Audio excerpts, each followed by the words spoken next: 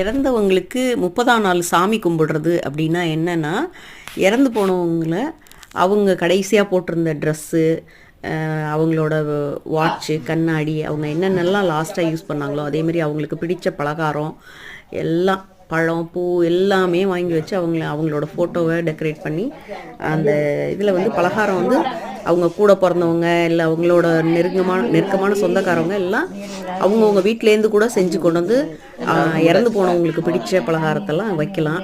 அப்படி இல்லையா, செய்ய தெரியலன்னா கடையில் வாங்கி வச்சும் சாமி கும்பிடலாம்.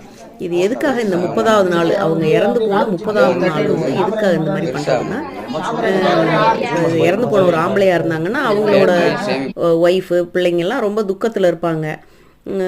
அவங்கள வந்து கொஞ்சம் அந்த துக்கத்துலேருந்து வெளியில் வர வைக்கிறதுக்கு அவங்க ஞாபகமாக, அந்த இறந்து போனவங்களோட ஞாபகமாக அன்றைக்கி 30ஆம் நாள் நினைவுன்னு சொல்லிட்டு இதுமாரி சாமி கும்பிடுவோம்.